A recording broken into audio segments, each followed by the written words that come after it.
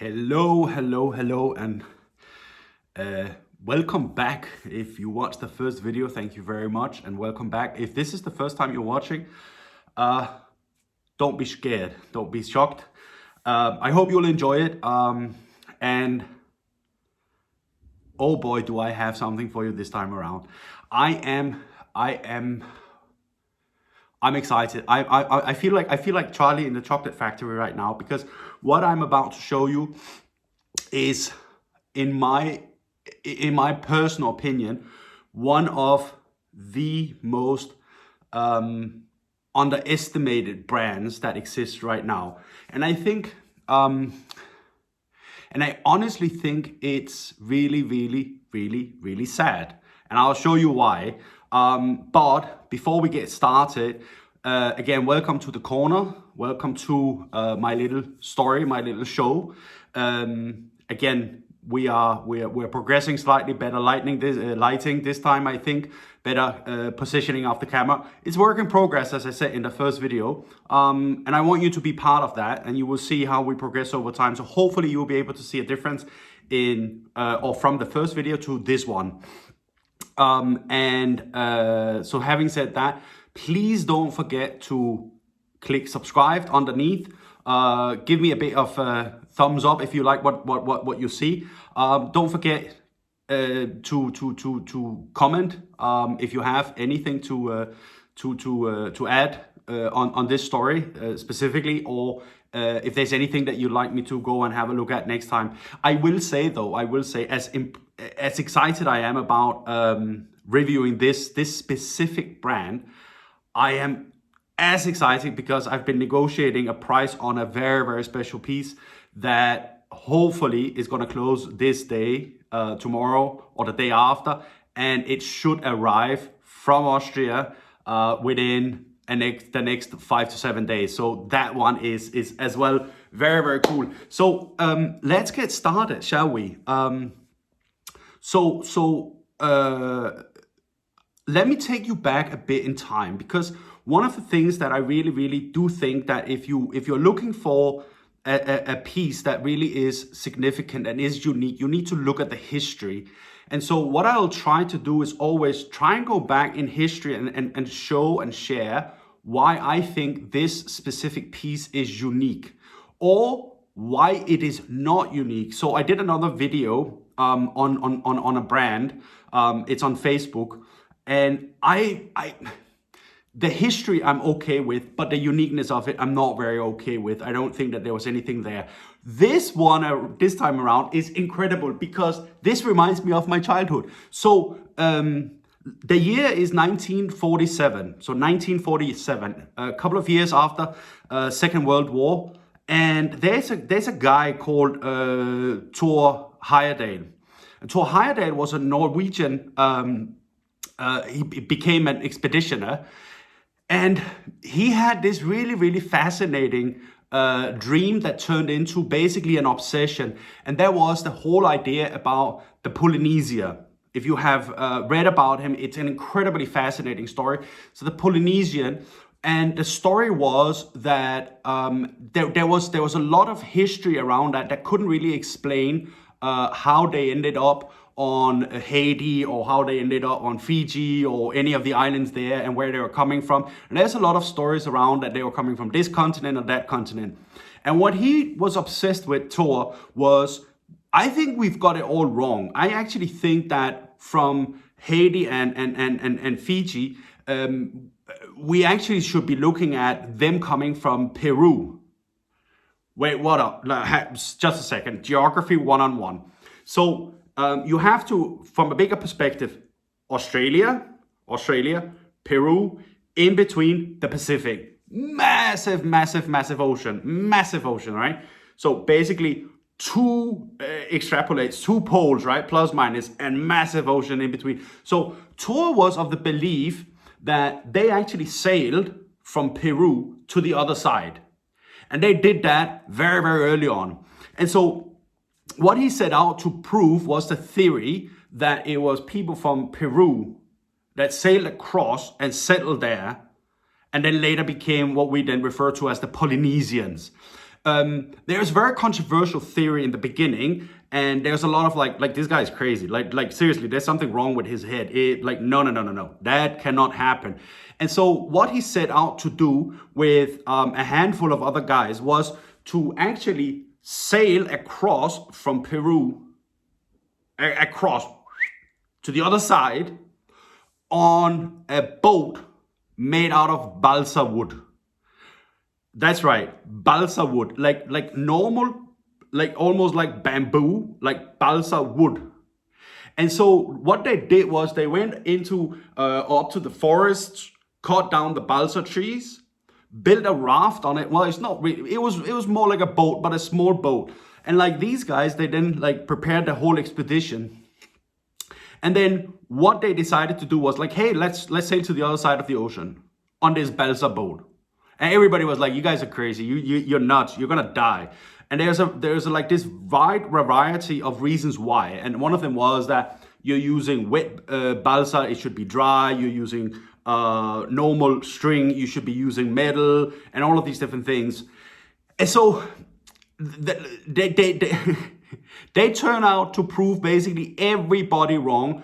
And after like 101 days on the ocean, they reach the other side, and they actually land on something that is one of the islands that is called Tuamotus. I think that's how you pronounce it. Don't kill me if it's wrong.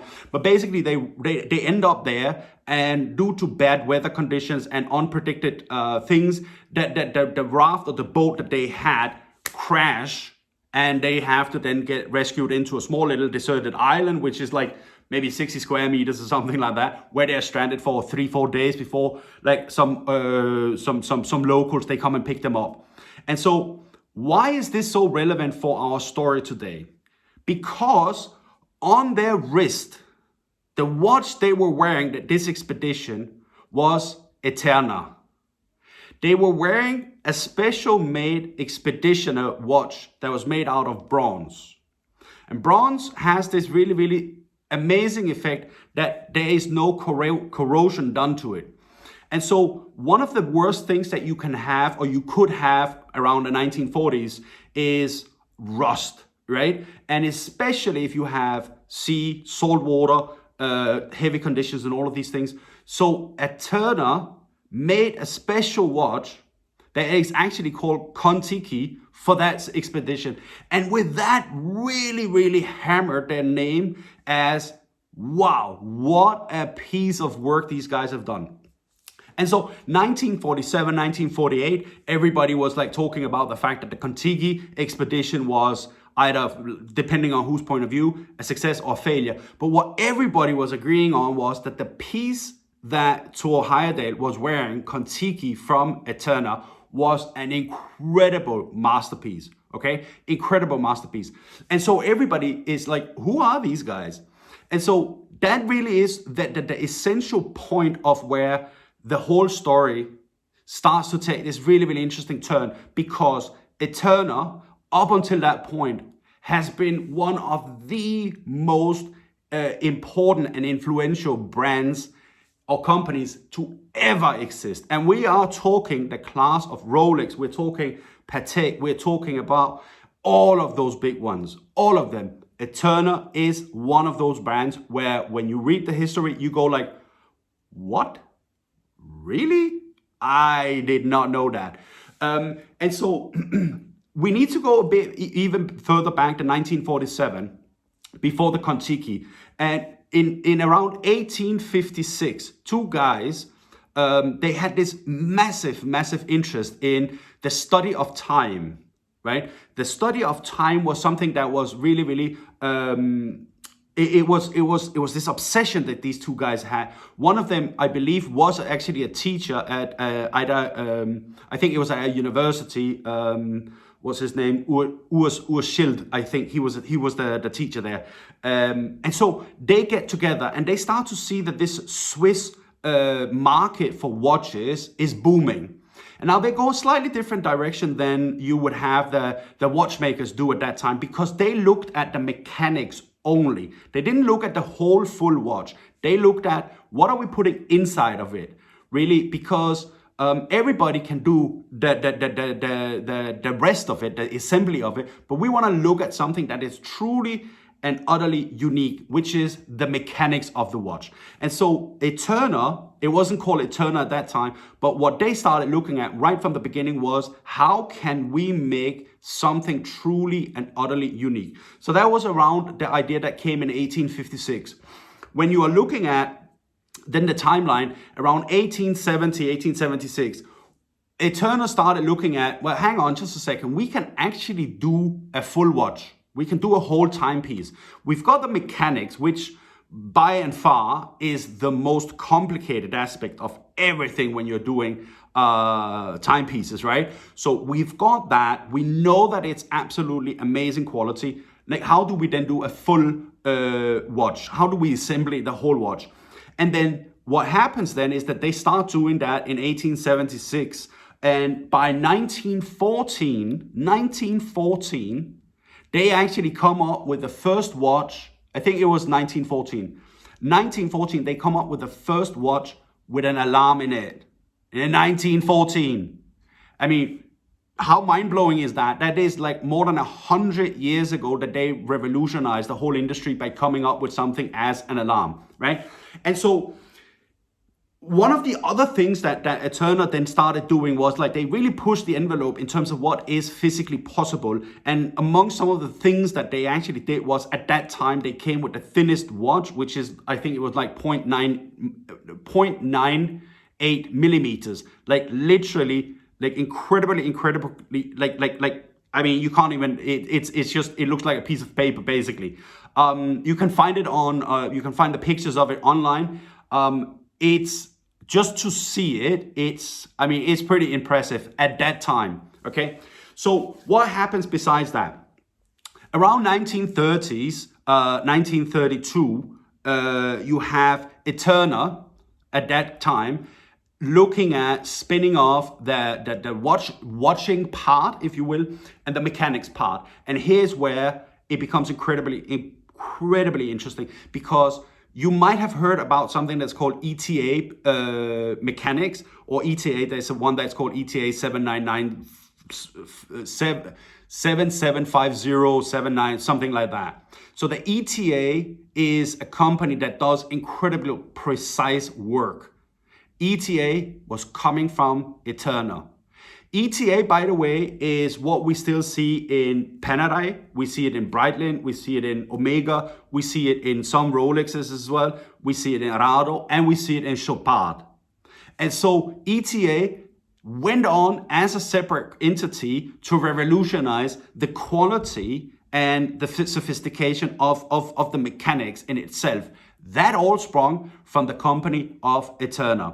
Now, one of the things that's really, really interesting is that if you then look at what really makes ETERNA incredible, and really where it just, like, it is mind-blowing, is that around the 20s, the 1920s, they came up with a specific ball bearing system in the mechanics that made the whole need for external lubrication much insignificant. And now there's a really, really interesting thing about why the ball bearing system that ETERNA came with is so important, is because if you have to lubricate anything in the watch, there is, again, I wouldn't say corrosion, but there is a probability, there's a high probability that over time you will have to either repair or replace. And now with this ball bearing system, that all of a sudden changed the game completely. Now, fast forward to 2021, that ball bearing system that ETERNA made, the 5 ball bearing system, is still used till today. Not many people actually know that the ball bearing system is still used today. And it is ETERNA that came up with it. So ETERNA came up with the first alarm on a watch. They came up with the thinnest watch ever. They came up with ETA. They came up with the mechanics for that. And then on top of that, they just dropped, bang, the ball bearing system as well. How mind-blowing is that for a company that is absolutely nowhere to be found if you're comparing it with if you're comparing it with Rolex, with Omega, with Tag Heuer, these guys in general, Chopard, they are nowhere to be found. Now, I'll get back to why I think that is, but imagine for a second how mind-blowing it is. And I keep on saying it because I really, when I started looking at the history, I went like, how is this even possible? How is it possible that they it's incredible. It's incredible what they have done for the mechanics of watches. Simply incredible. And now, so one of the things that really for me, where the whole thing starts to break apart is when the Quartz revolution came. And I think it was around the 60s, right? Where the Quartz started coming. Every Swiss time maker had issues with that, right? So you saw Rolex having issue with that. You saw Breitling, you saw Omega, you saw all of them. And ETERNA was no different. They all faced challenges from a complete different type of competition, if you will, that they've never had before, right? Now, I think one of the interesting aspects of that is that, while Rolex, while Chopard, while Tag, while a lot of them, they managed to establish themselves into the more luxurious aspect of watches, I think ETERNA dropped the ball on that. They dropped it so severe that in around 1995, Porsche Design actually bought the whole company and said, you guys are going to do the mechanics for our watches now. Now, I don't know if you've seen Porsche Design watches, and you have to look at it up until somewhere between 95 to 99, because that is literally when they were owned by Porsche Design. Some of those watches, they are truly amazing. Not only is the design, I mean, Porsche is incredibly designed, but not only is it amazing design, but the technology in the watches, on the timepieces is just, it's just incredible. Now, Porsche at one point decided that, you know what, we're not gonna have ETERNA anymore. We're gonna sell it off. They sold it off to Citichamp, a Chinese company, and that is also owning. They're owning, I think it's Rotary, Corum, Rotary, and a couple of other ones. I don't remember them right now. And now they are under those hands. Now, what is interesting is I think that they are starting to have like a renaissance, like a rebirth, because they really have, they have innovation and they have technology in their DNA. ETERNA is a technology company for timepieces.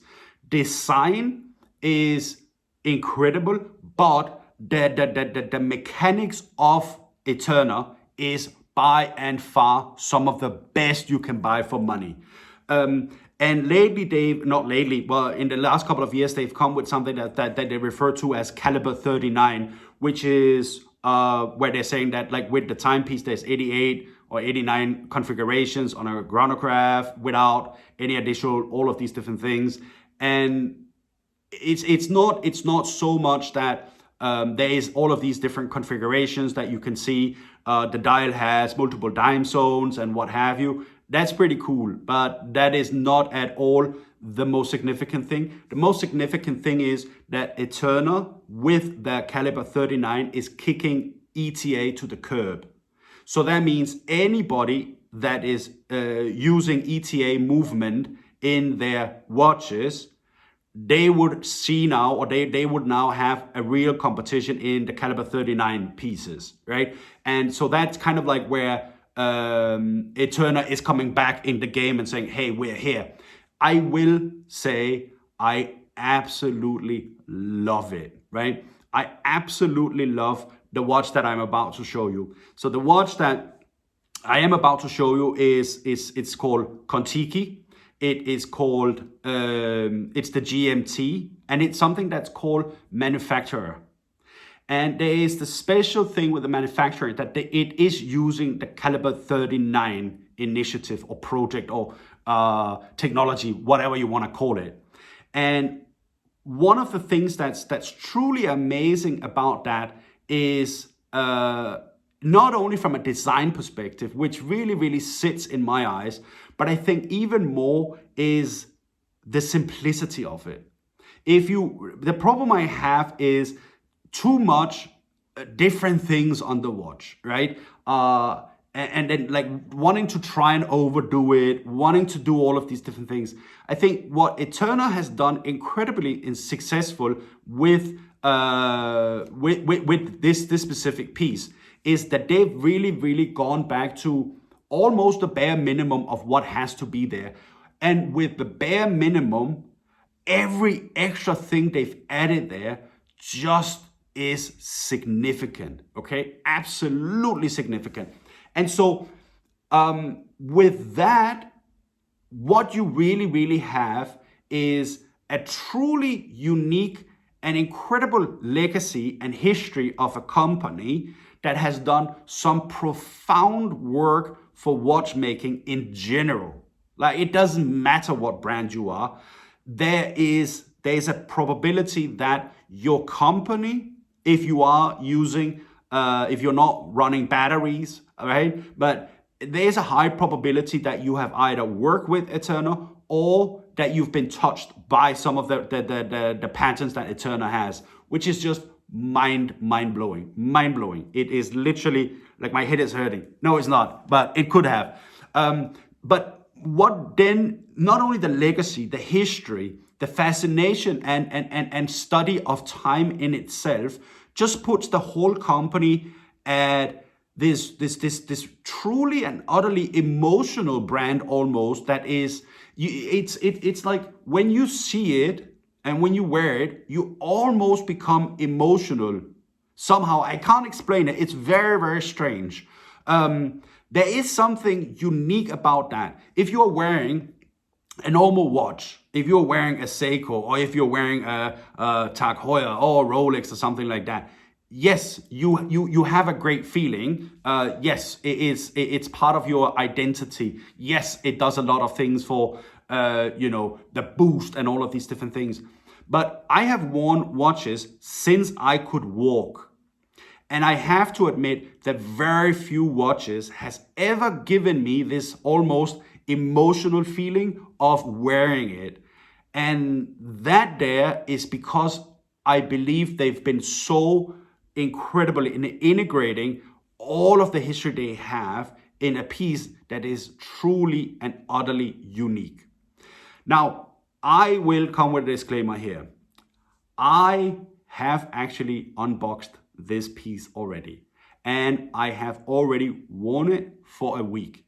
And I can tell you that the minute I put it on my wrist, I felt it belonged on my wrist. Typically, I have, when I have a new timepiece or when I buy a new watch, right? Typically, I have this getting used to the time piece, right? Not to the time. Okay, hello, but to the piece in itself. Because I normally wear a Rolex, and that has a certain, it has a certain weight. The wrist and the watch, the combination, the weight, I'm used to it, and all of these things. And down to the gram, there are very few watches that weighs exactly the same as a Rolex. So it's either more or it's less. And there is a significant difference in weight when it comes to the ETERNA KonTiki GMT Manufacture versus a Rolex. So you would notice it automatically right from the beginning when you change from one to the other.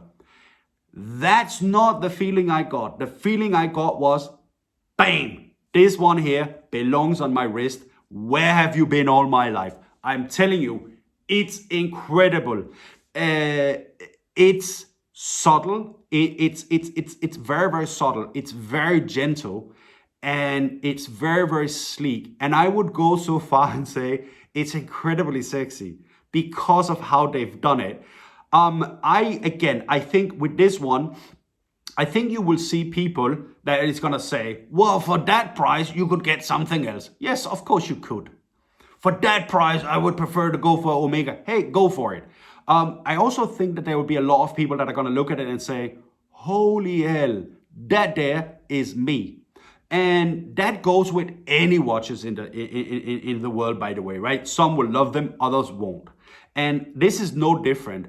But I think that what I really find amazing with it is like the whole package.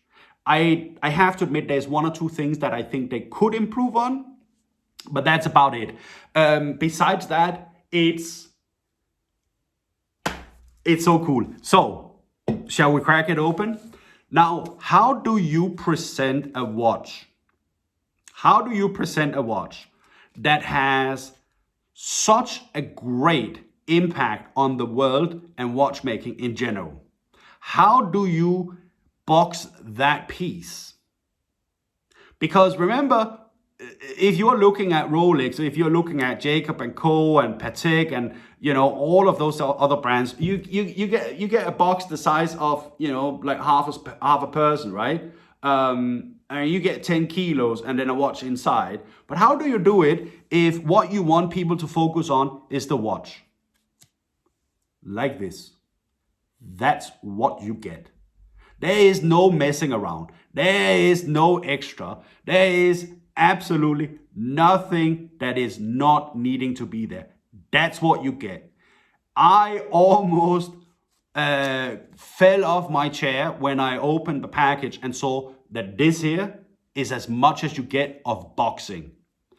It's so simple. It's absolutely compact. And I can tell you, there is no messing around. You know when you get this one, where the focus is going to be. There is no sitting and studying the package. There is no sitting and, oh my God, I wonder if there's something secret in it. Oh my God, like what can I use it for? Could I use it for self-protection? There is nothing like that. This here is all watch, no cover. There is nothing that takes the focus away from this beast here.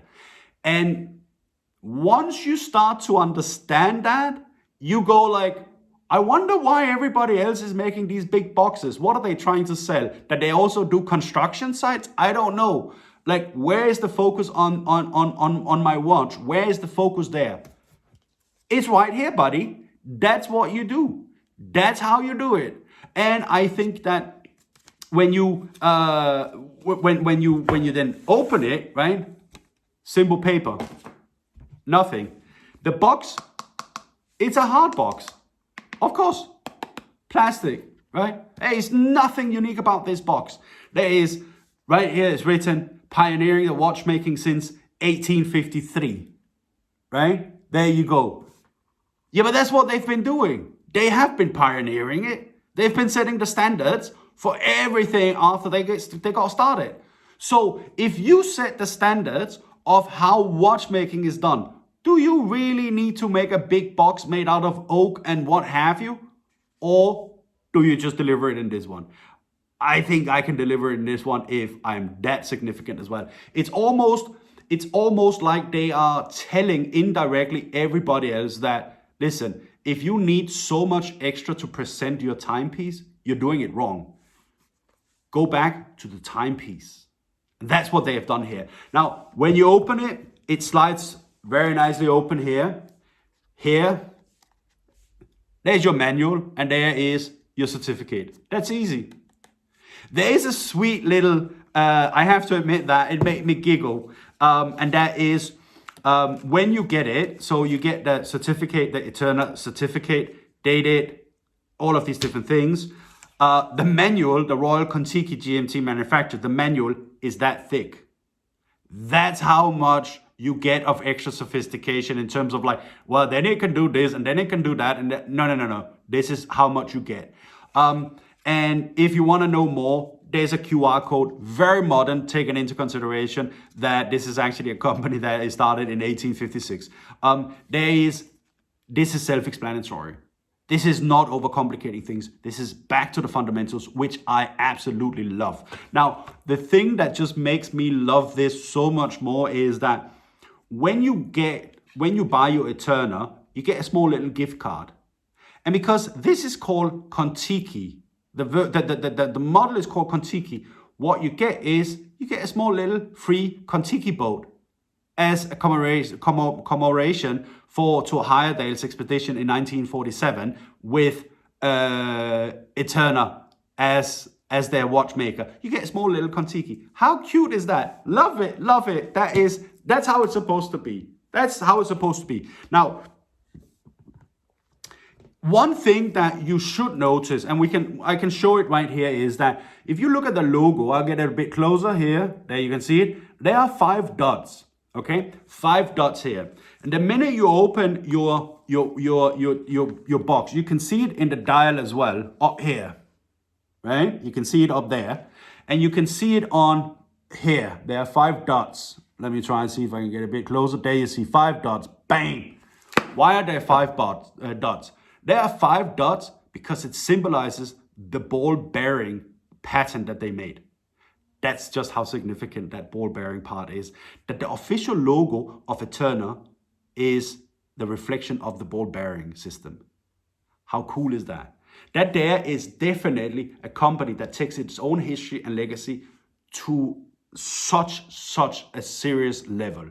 And the pride that goes into their patterns and how they really showcase that with the logo here, that I very much appreciate. So the logo, the 5 dots, is a representation of the ball bearing, which is just absolutely incredible. It looks very cool. Now, once we slide it out, again, box doesn't look anything significant, anything unique. Comes on a small little white cushion, locked, and let's get it started. Are you excited? Are you excited? I'm excited. I'm excited. I'm really excited. Now, once you have it, let me see, bang, get it over here. You see the dial as one of the things that is incredibly standout. And why is that?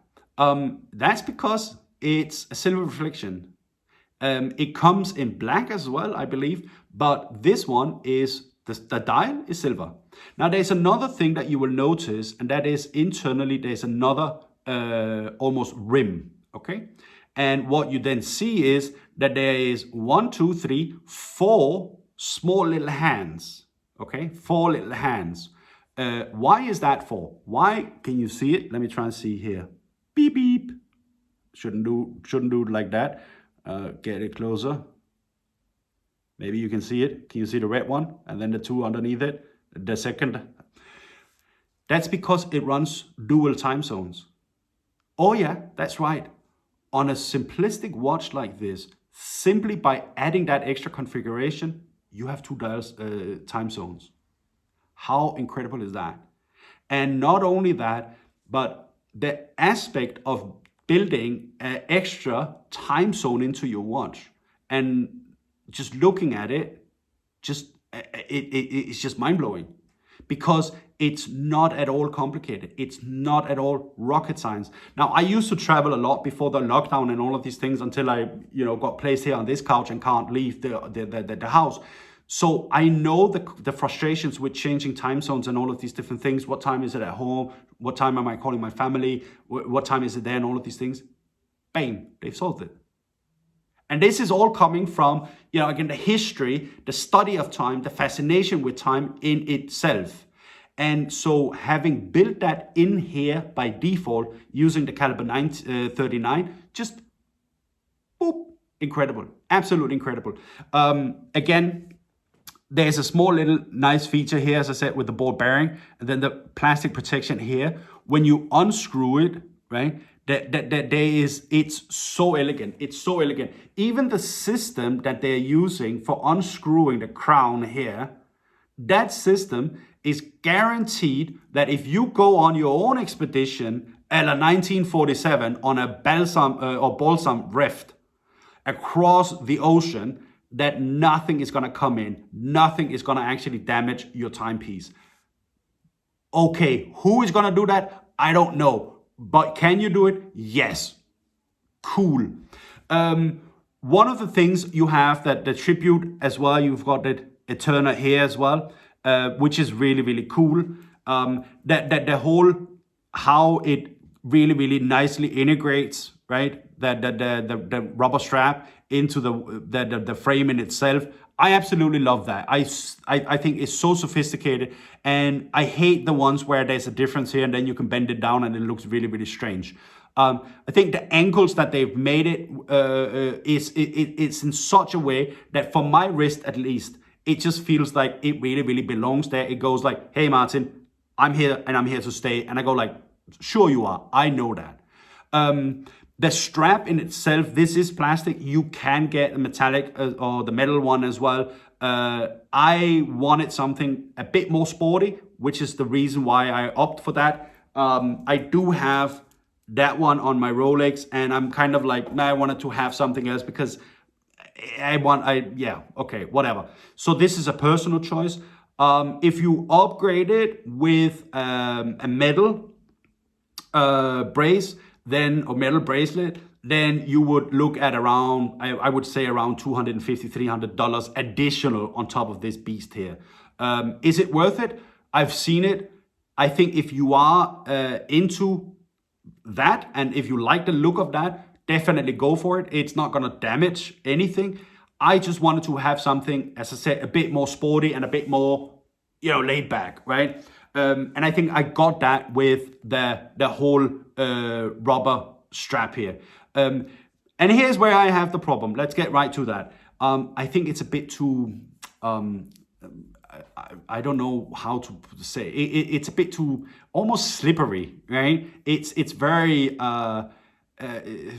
it's like, make it a bit more rough. That's what I would have liked. The inside is much better, like in my opinion, but this one here is almost like too, like ugh. And that's the only thing I like. That's what I don't like about it.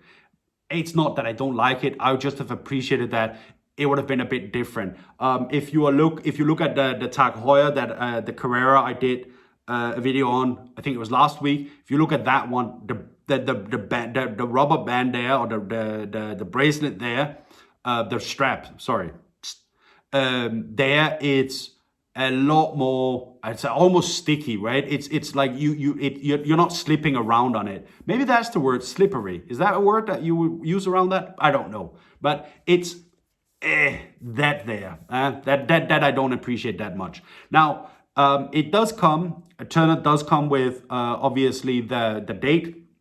So there's the date on it as well. And then one of the things that I really think is incredibly cool is, remember the ball bearings that I told you about, like the 5 dots?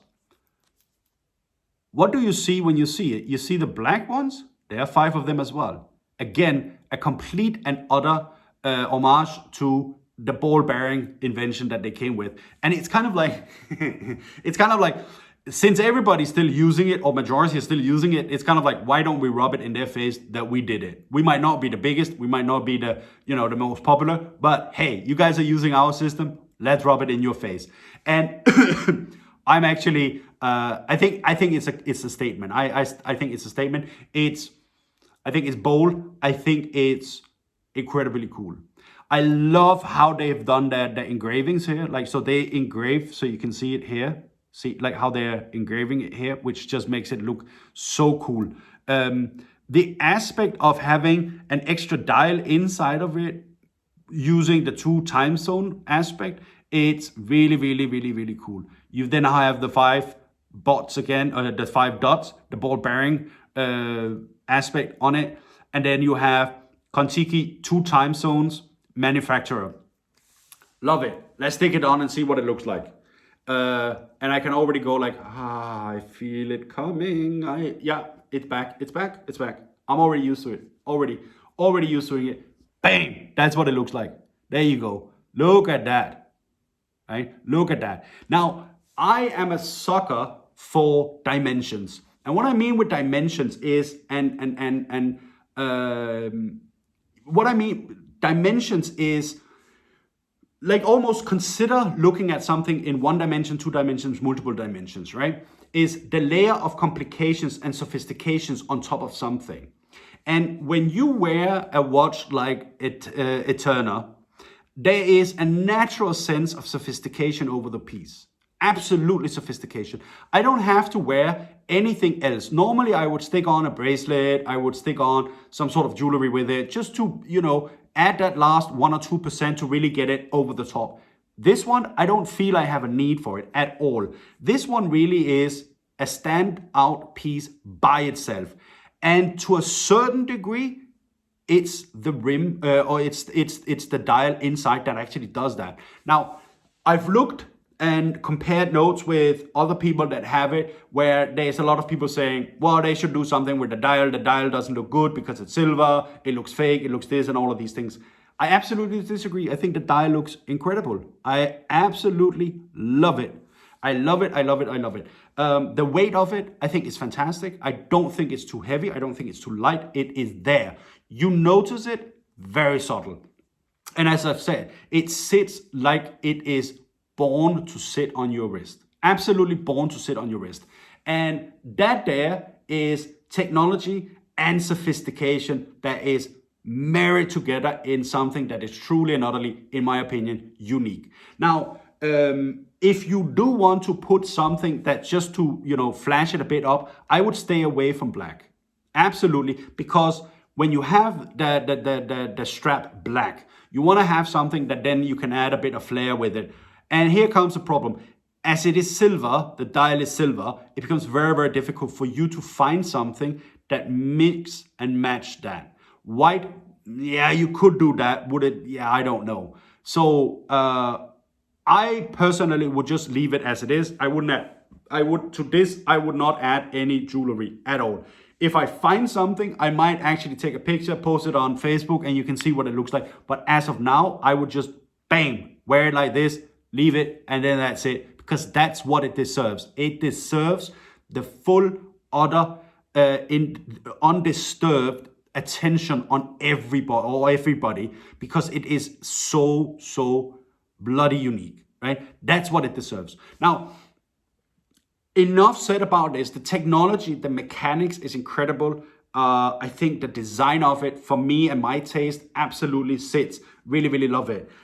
This is a watch that you wear it with a pair of jeans, you wear it with a suit, doesn't matter. You wear it with a shirt, whatever. I'm wearing a t-shirt and still it's rocking, whatever. And that's one of the things that really is the trademark, I think, of ETERNA, in my opinion, is that it's not only timeless. Sounds strange for a watch that is timeless, but it really means it will not go out of fashion. The second thing that it is, it's multi-purpose and it's multi-dimensional. Now we get to the aspect of dimensions. So it serves any purpose. You're going to a party, boop, you can wear it. You go to work, boop, you can wear it. You go for a casual walk outside, boop, you can wear it. You're slouching at home in a t-shirt, about to watch Netflix or what have you, boop, you can wear it. There is no reason why you cannot wear this basically all the time.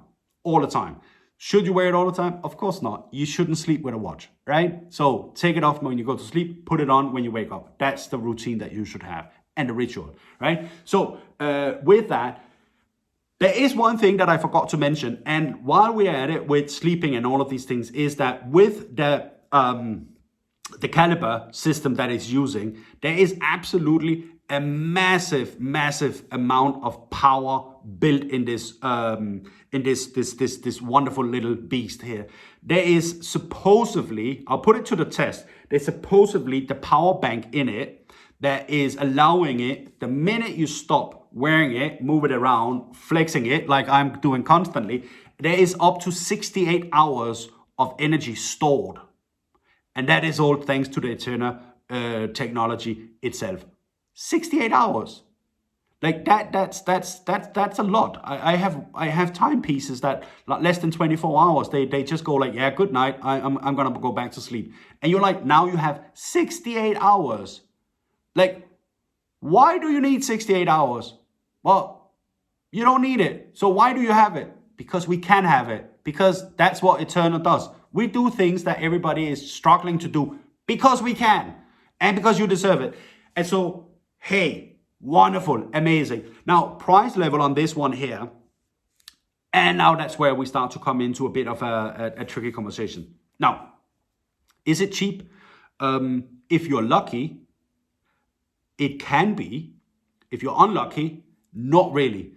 If you can find it the right year, right? Because they are, I don't believe that they're in production anymore. This specific one, the manufacturer, at least not this type. They might come with a new one. I've heard rumors about. Let's see if that happens. If you find a good time or a good year, if you find with paper, certificate, if you find it mint condition, then it can start to be pretty pricey. I have to admit that. If you're lucky and if you're willing to risk the fact that you buy without certificate, you can get it on a very, very good price. But, and here's my disclaimer, would I buy a piece without a certificate? No, I wouldn't. I really, really wouldn't. It's not because I don't trust the buyer. That is not the reason why. It is simply because I like to be able to date back my piece with official certification. And also because I know that in the future, box, certificate, and timepiece together is the full package that people, they look for.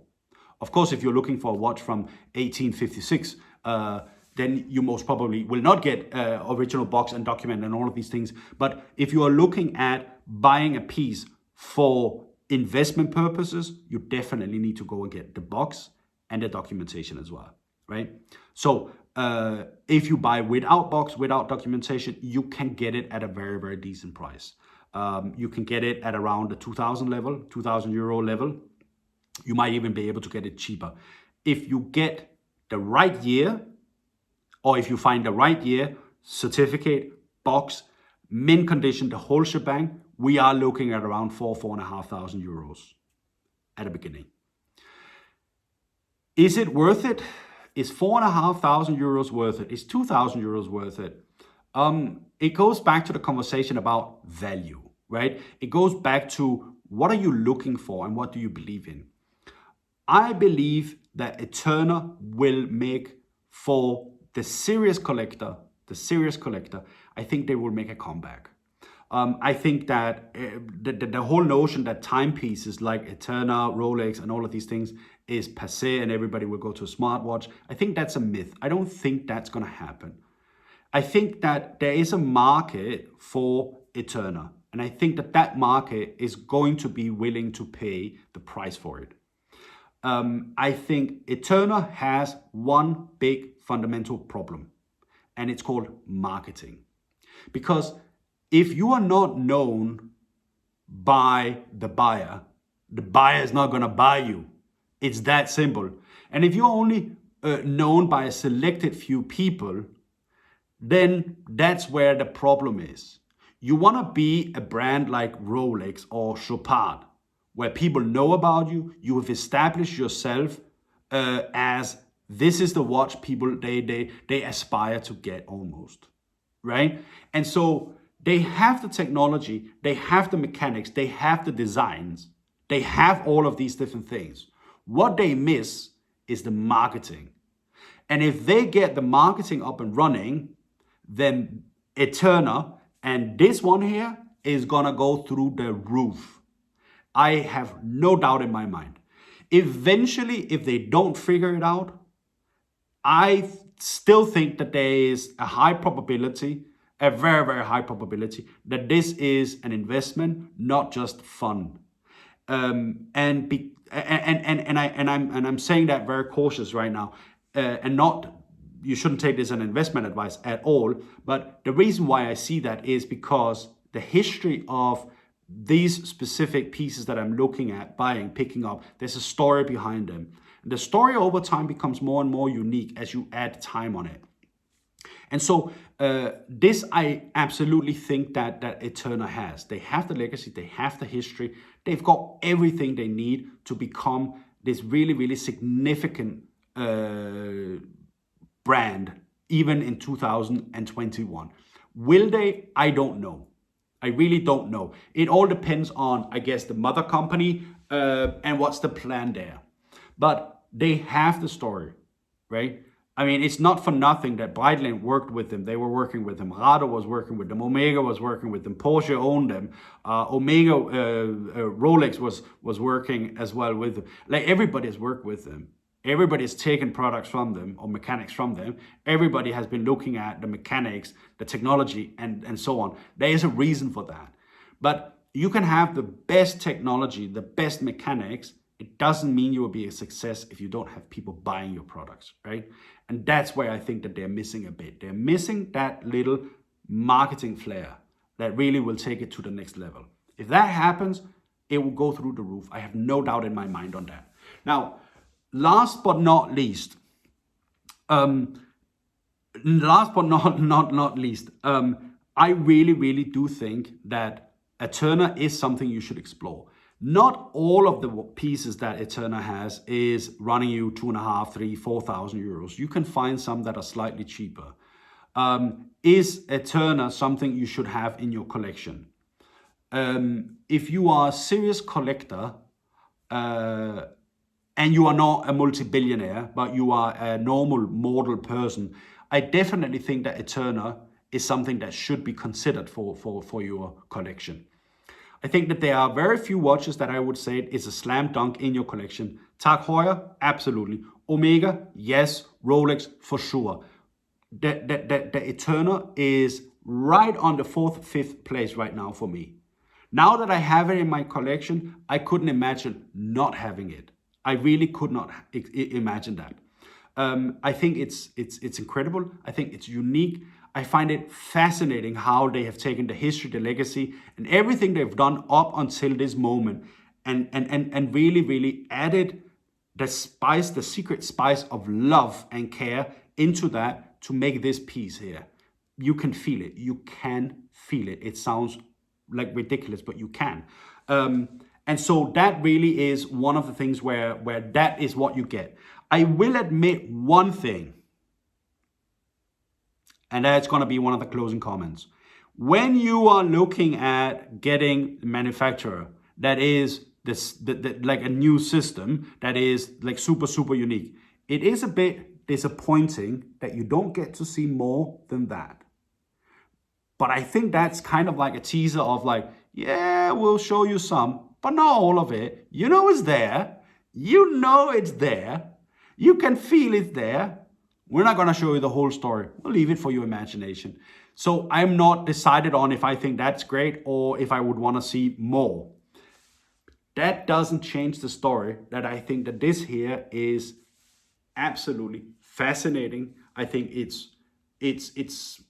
really is one of the pieces that I've bought. And when I unwrapped it, when I unboxed it, I went like, I did not expect that. And in a positive way. I remember when I bought one of my first watches, that feeling of being taken back to that excitement as a kid is what this watch gave me. And that doesn't happen a lot. I, of course, get excited about the process of negotiating, the process of buying and waiting and all of these things. Then I get it and I'm like, yeah, it's a cool watch. It's a great piece, but that's about it. I also have pieces that I bought where I'm like, yeah, I'm never going to wear it. I wanted it. I thought I was going to wear it. Never going to wear it. This is not one of it. This is one that I can easily imagine that I am going to use very frequent. And that is ETERNA. That's ETERNA. And with that, I am going to tell you one last thing. If you consider buying ETERNA, you definitely need to go and check out the website eterna.com, their own webpage, because there you can see the history. You can not only see how they were doing everything around the mechanics of watches, how they were doing the design and all of these different things, but you can also see how they were pioneering work with steam engines and all of these different things. It's one of the first factories in Switzerland as well. The whole company is just innovation on steroids. Literally, it's crazy. So go and have a look at that there. If you haven't read the book about Kontiki and Thor Heyerdahl, read it. It's so much. It's not that it's so much fun. I remember reading it as a kid because I'm from Denmark, he's from Norway, so it's kind of like, let's see what he did. It's not that it's only fun. It's informative. It's fascinating. It just tells an incredibly desire to achieve something, and then having ETERNA partnering up with Thor Heyerdahl for his expedition, where he was so driven and so determined to actually go and do those things, and looking at a watch and a brand that was equally and is equally so, it is a marriage made in heaven. Those two just, it's like yin and yang, right? And so you understand why they fit so well. You understand why Kontiki with Thor Heyerdahl was not wearing Rolex and Omega, Breitling, whatever, but they had to be ETERNA. You will understand that if you go and have a look at that on their homepage yourself. It's fun. It's always interesting to look at the history, the legacy of companies that are actually doing some great pieces as well. So I think ETERNA is most probably the most underestimated and undervalued companies and timepieces out there right now. I don't know if you agree. I don't know if you disagree. Put your comments down below. Give me a couple of likes. Show me some love, right? And then last but not least, if you like what you saw and want to see more of it, don't forget to click subscribe somewhere down here. I think it is. Click subscribe. Until next time, stay cool, stay safe, and I can't wait to show you what is coming next week. So have fun, and I'll see you around. Take care. Bye.